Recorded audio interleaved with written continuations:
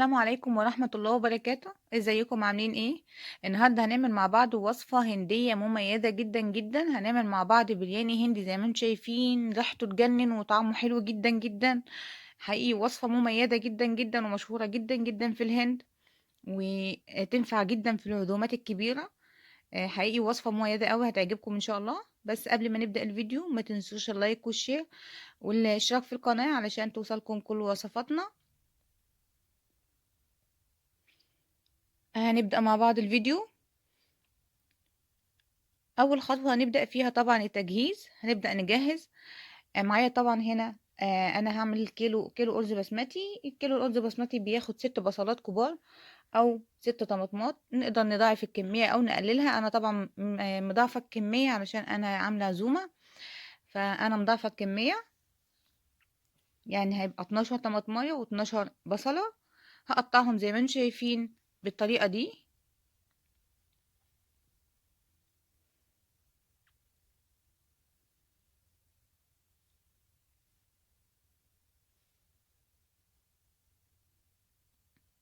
مهم جدا ان احنا نقطع الطماطم بالطريقه دي، ويفضل الطماطم اللي بتكون فيها ميه اكتر من اللحم. الطماطم دي بتدي نتيجة افضل جدا.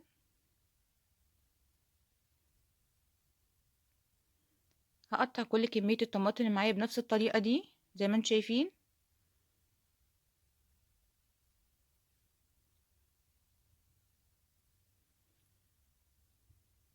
اهم حاجة، الخطوة الاساسية في البرياني هي التجهيز. التجهيز هو اللي بياخد وقت شوية، لكن الوصفة سريعة جدا ان شاء الله يعني، وبسيطة وحلوة جدا للعزومات.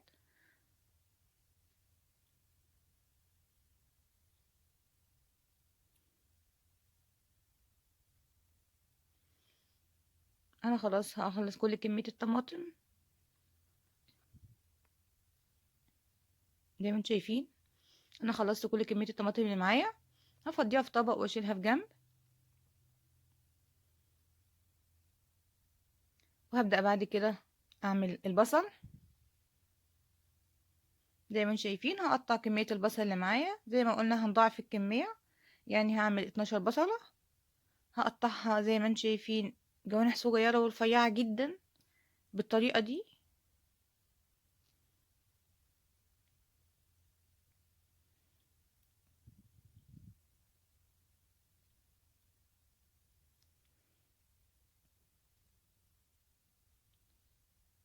زي ما انتم شايفين هقطع كل البصل بنفس الطريقة دي. مهم جدا ان هو يكون رفيع، تكون الجوانح رفيعة جدا.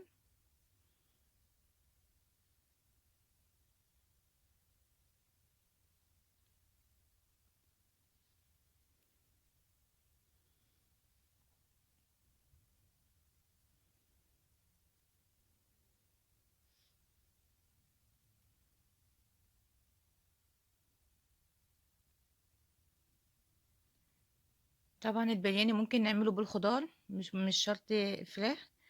يعني الهنود كمان الهندوس النباتيين بيعملوها بالخضار. هو وصفة مميزة جدا ومشهورة جدا خصوصا في الأفراح والمناسبات.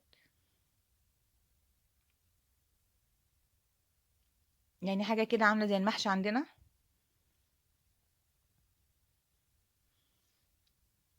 هقطع كل كمية البصل اللي معايا بنفس الطريقة دي.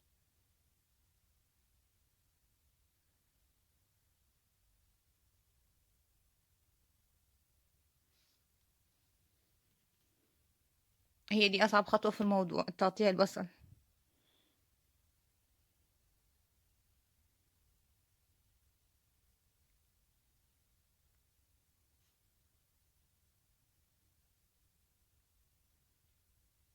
مهم جدا زي ما قلنا إن الجوانح تكون رفيعة.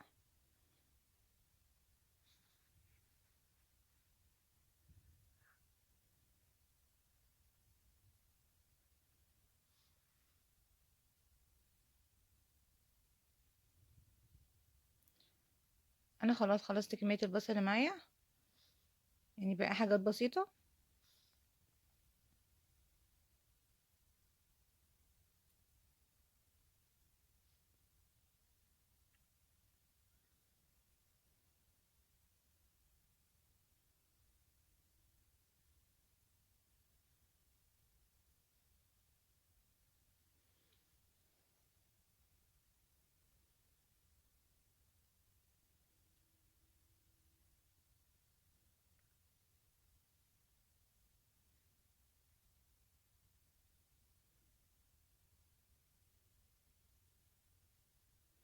خلاص كده انا خلصت كل كمية البصل زي ما انتم شايفين معايا هنا. زي ما انتم شايفين انا حطيت حلة على البوتاجاز فيها كوباية زيت، حطيت فيها 3 قرون 4 قرون فلفل حامي طبعا مهم واساسي جدا في الموضوع.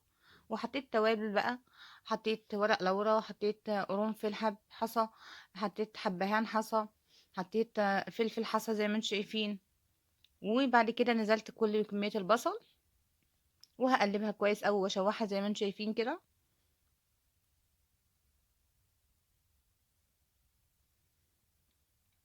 الخطوة دي مهمة جدا واساسية، مهم جدا ان احنا نضيف التوابل حسب الشكل ده عشان نكهتها تظهر اكتر في الاكل. وهستمر في تقليب البصل لحد ما يتشوح معايا وياخد معايا لون جولدن.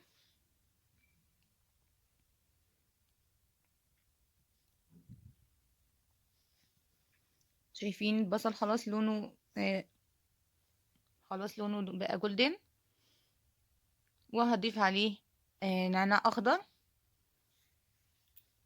نص حزمة نعناع اخضر، قطعت الورق كله وضفته عليها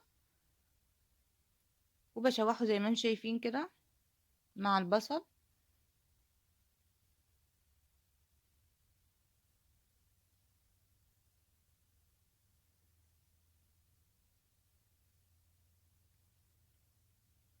وهستمر في التقليب لحد ما اتاكد ان البصل خلاص اخد ووصل للدرجة اللي انا عاوزاها.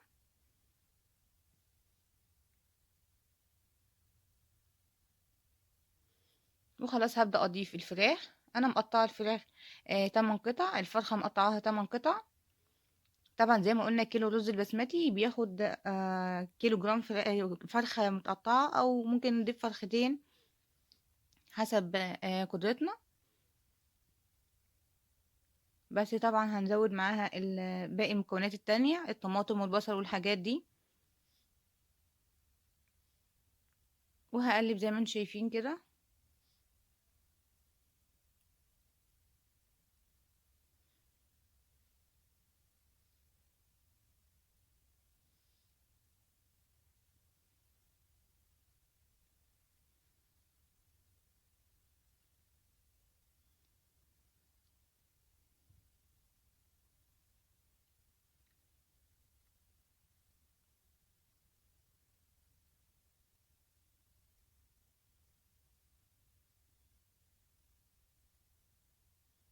هستمر في تقليب الفراخ بحيث ان هي تتشوح معايا. بعد كده هبدأ اضيف الطماطم زي ما انتم شايفين، وكمان هقلبها.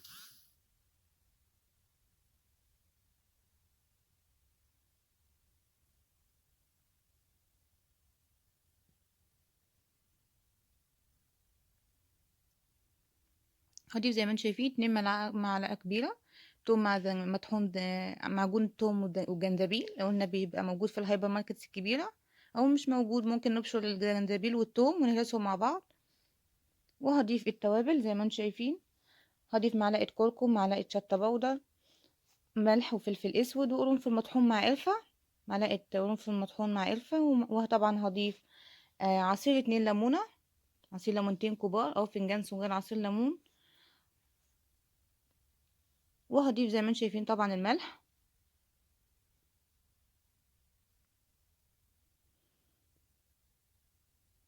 كمان هضيف الزبادي او لبن رايب المتوفر عندي.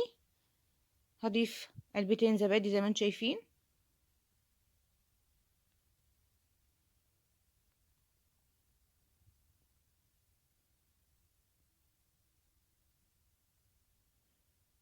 وهقلب الفراخ كويس قوي، هقلبها في التوابل والزبادي وعصير الليمون.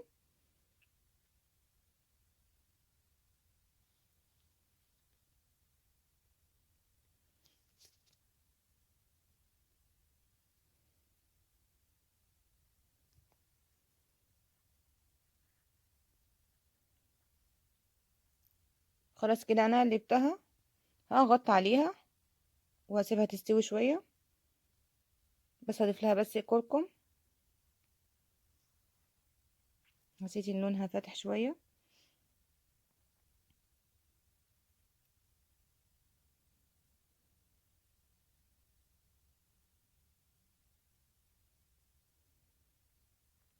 احط عليها واسيب الفراخ تستوي بالطريقة دي. شايفين الفراخ بتستوي، شايفين الخضار نزل المية بتاعته، طبعا الزبادي. الفراخ بتستوي من غير اي مية.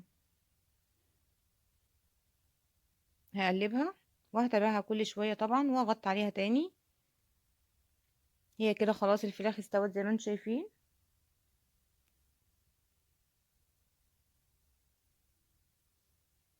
طبعا انا غسلت الرز ونقعته في مية، وبغليله مية كمان بره عشان خاطر احطها للرز.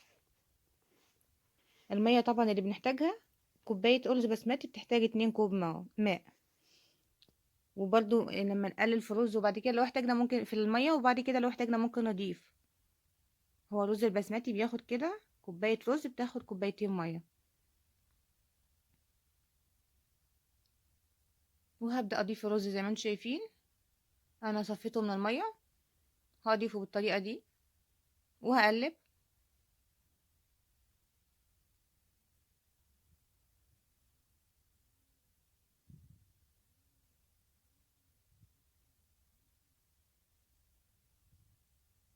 طبعا أنا وزعته في حلتين علشان الرز بيزيد.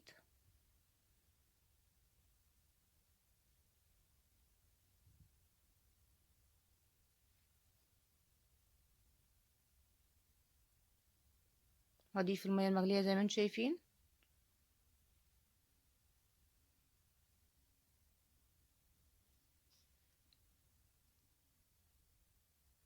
يعني الناس اللي بتستخدم الرز البسمتي لأول مرة، أو الأنواع المختلفة، طبعا نوع جديد يعني أول مرة بتستخدمه، نضيف المية بحذر شوية. يعني لما تبقى قليلة في الأول بعد كده نزود يبقى كويس. خلاص كده الرز اتشرب زي ما انتم شايفين. أنا دلوقتي عندي كزبرة زي ما انتم شايفين خضرة، قطعاها، هبدأ أضيفها على الوش كده. وطبعا هقلبها وهطفي عليه النار وهقلبها وقت التقديم.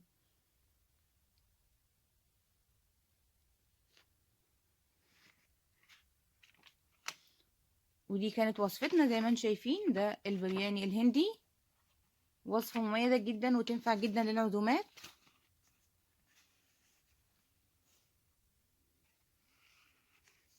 وصفة سريعة جدا للعزومات كمان. شايفين ده رز البرياني، ريحته حقيقي تحفة وطعمه حلو جدا جدا. ودي كانت وصفتنا النهاردة.